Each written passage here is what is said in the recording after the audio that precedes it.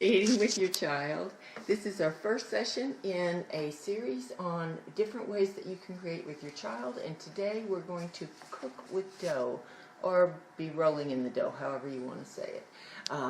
And this is an activity that's appropriate for ages 4 and up, and before you say, oh, my child is too old to enjoy this, just hang on and I'll tell you a few reasons why this is a great activity for all ages.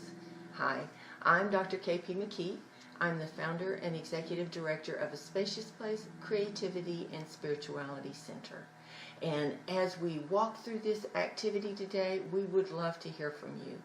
Send us your questions and your comments, any ideas that you might have about fun ways that you connect with your children through creativity. So as we get ready, we're just going to take a look at the supplies that we're going to need for this very basic cooking activity. So you're going to need some dry ingredients, and those include flour, just all-purpose flour is great, salt, and cream of tartar. And then for our wet ingredients, you're going to need water, and either vegetable or canola oil, some kind of oil for cooking. Then for making this your own, you can either use food coloring and then something to scent it with that's gentle for our skin, so these extracts work really well, and some kind of, or some kind of powdered drink mix like these Kool-Aid packets I have right here. And then you're going to need for equipment also a wooden spoon, and you're going to need an electric skillet set on a medium temperature. I have mine on 275, and I'm just going to go ahead and plug it in right now. And then you're going to need a quart-size zippable bag, and these things are magic for cooking with children. You can do lots with them. I'm having trouble getting this in here. Give me just a moment.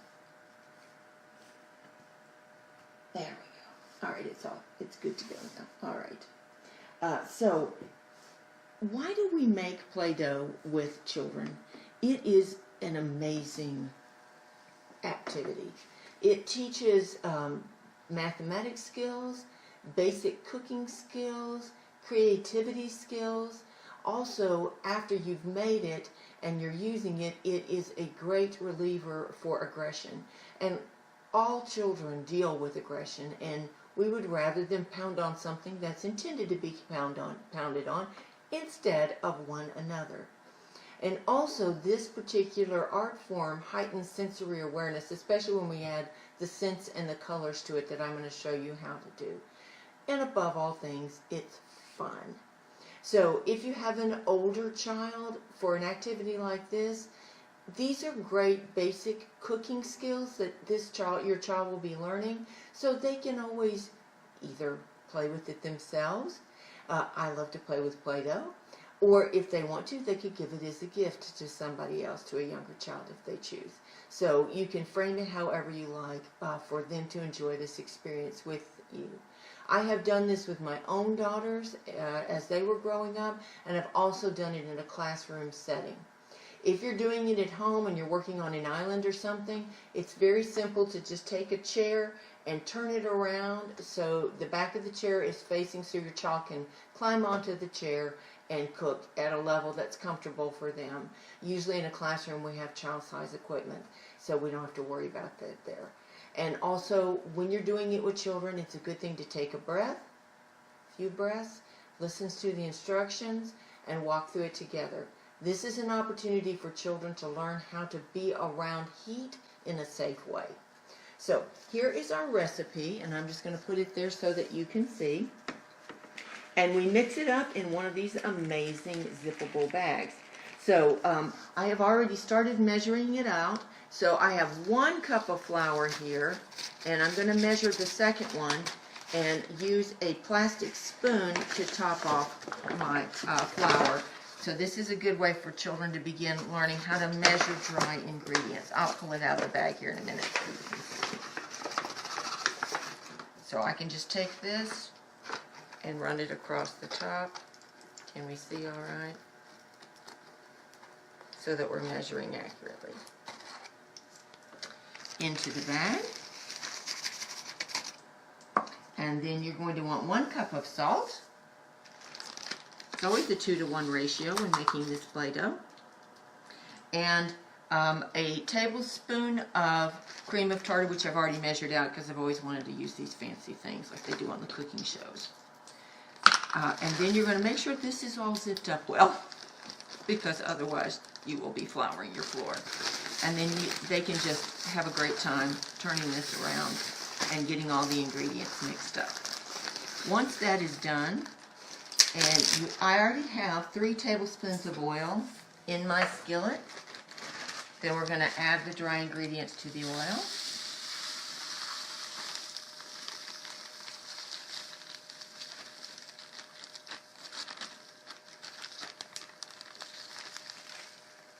And I'm going to stir this around a little bit so that we're not overly cooking anything.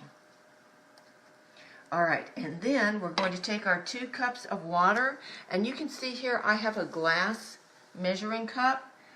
This is an opportunity too for children to begin learning how to deal with things that are glass, and think about letting their eyes watch their hands, focusing on where we're setting things down. This is a Play-Doh that I have made before. Look at that beautiful purple. And then we're just going to learn to start gently stirring. And it's important to use the word gently when we're dealing with children with this, because our initial thought is just to stir as hard as we can. And we've all been there. So we work on our large muscle control here and do this very slowly and carefully. Pulling it up from the bottom and in from the sides. And in time, the heat will begin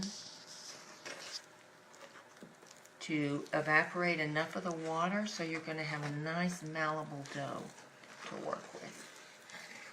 And as you're working with the children, you can talk to them about keeping their hands away from the sides of the electric skillet. You can do this with other kinds of heat sources, but I find this is the very best. And I've had this one for years, and I use it just for this. And you can talk with them about why we use wooden spoons, what conducts heat faster and what does not. And toward the end, their muscles are probably going to be getting a little bit tired, because this gets to be nice and thick after a while. As you can see, it's setting up now. Once you get it to a consistency that looks like the way you want your Play-Doh to be, you can go ahead and turn off the heat from the source. This is getting pretty close here. I like to wait until it starts to pull away from the sides. You see how that's working? Alright, and then I'm just going to disconnect the heat source here. So I have made some in advance for us to play with. Get this out of the way so we can see what we're doing. And generally I would use the entire of these for one recipe of this, but I'm going to divide this in half so we can see how each of the options work. So the first one we're going to do, the nice thing about working with Kool-Aid is that it provides both the scent and the color, and it doesn't have to be Kool-Aid. It can be any kind of powdered drink mix that has a nice color to it. So and probably a nice scent. You get both. It's like a 2-in-1 thing, and they're fairly inexpensive too. So, David, what color shall we go with? Let's go with lemon lime. All right. So if I were doing a whole recipe of this, I would use this entire packet. But because I'm only doing half of it, I'm just going to pour some of it in here. So I like to make a little well. And then we pour the mix in. Let's see if that makes it the way we want. And unfortunately, we don't have smell-o-vision, or you'd be able to smell how delicious this is. That's the next step in our technological advancements.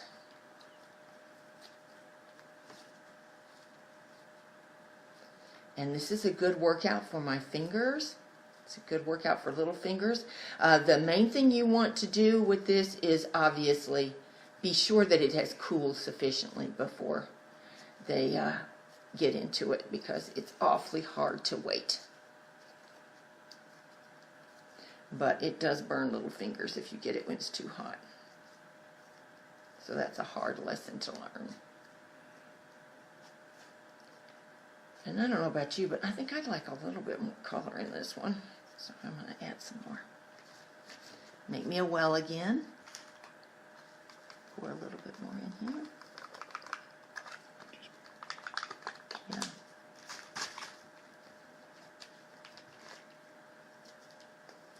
And so we want to continue working with it until all the colors, it's all one shade, much like that purple one there.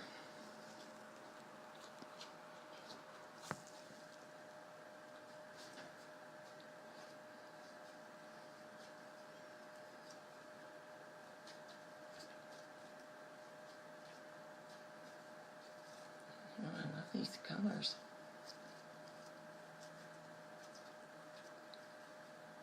Alright, and I'm going to not take the time to completely finish this one, but you can kind of see where we're going with it. So I'll just set it here. It's a nice marbled look right now. And now let's do the one with the food color and the scent.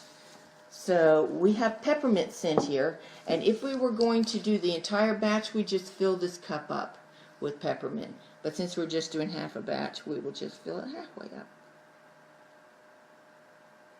And it's nice to stop while we're doing it and all enjoy how these different things smell.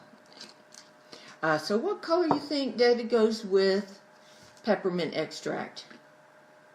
I think the blue. Alright, let's go for blue. So I've started kind of working the extract in here. Now I'm going to add the blue food color. And these gel colors are great because a little goes a long way.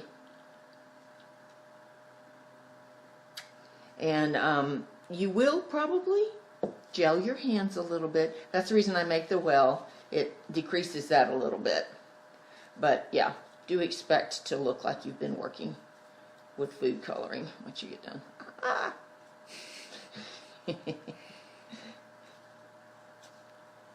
It's bleeding. Yeah. Blue blood. So if you have a child who's a little bit squeamish about getting stuff on them, either warn them in advance that this is going to happen, or you can use the Kool-Aid because it doesn't do that nearly as much.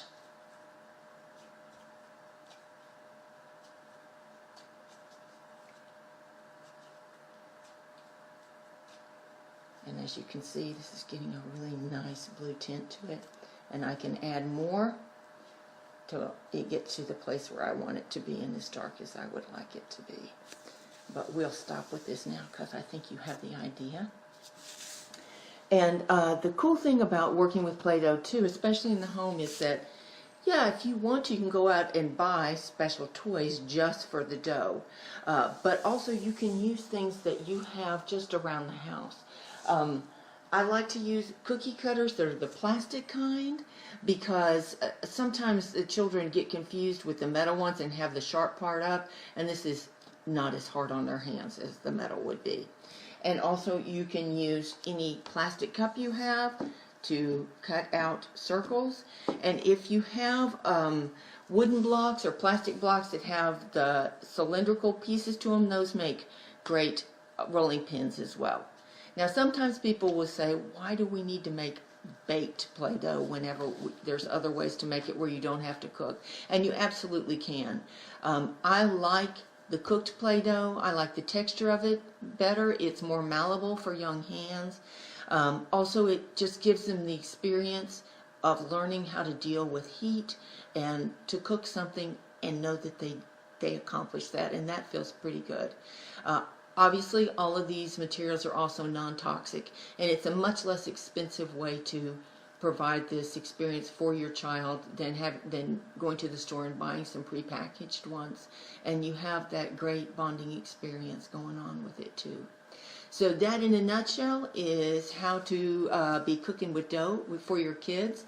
And if you're, if you would like the recipe, you can email us at kaye@spaciousplace.com, and we'll be happy to send you the recipe. It's fairly simple. Also, if you've liked this and you found it helpful, please do like it on Facebook.